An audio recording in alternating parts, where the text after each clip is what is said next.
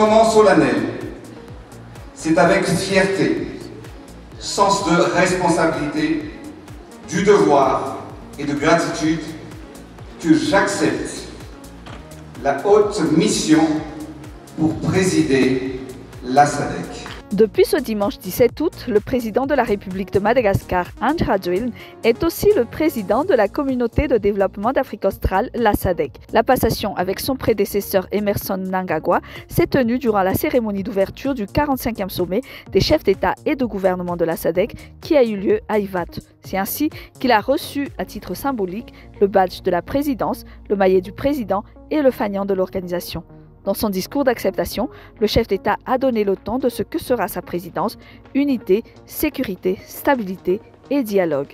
Sous ma présidence, je m'engage à renforcer la cohésion politique et économique pour que la SADC parle d'une seule voix, car notre force réside dans notre union. Négocier collectivement avec les grandes puissances et défendre nos intérêts dans les échanges commerciaux à l'instar de l'AGOA. Assurer la sécurité et la stabilité, car il n'y a pas de développement sans paix et stabilité.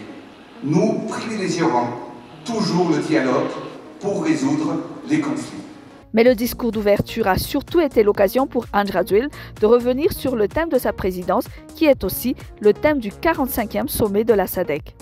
Promouvoir l'industrialisation, la transformation du système agricole et la transition énergétique pour une SADC résiliente.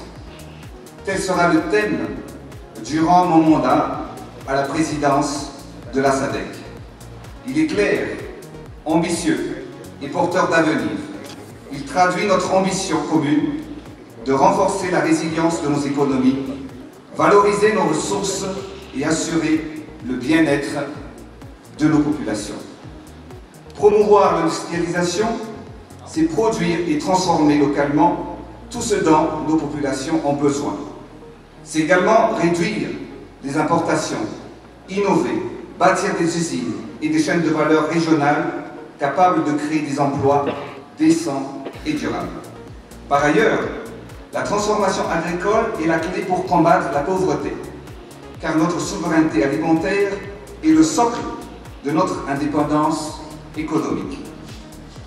Alors plantons aujourd'hui les graines de la prospérité, de la dignité et de l'autonomie pour que demain, nos peuples se nourrissent eux-mêmes.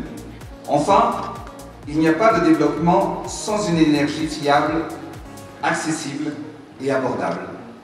Accélérer la transition énergétique, c'est préparer un avenir propre et vert, en exploitant nos immenses potentiels solaires, éoliens et hydroélectriques. Alors investir dans l'énergie renouvelable est un devoir pour un avenir durable et inclusif.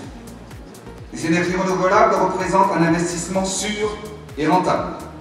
Cela permet de créer des emplois et d'offrir aux futures générations un cadre de vie décent. Et c'est par un appel à l'unité et à l'action que Andry Rajoelina clôt son discours, se disant convaincu que la force de l'Afrique australe réside dans sa solidarité et dans son ambition commune. Alors aujourd'hui, je vous appelle à marcher ensemble, en bataille rangée, à parler d'une seule voix pour une SADC forte et prospère.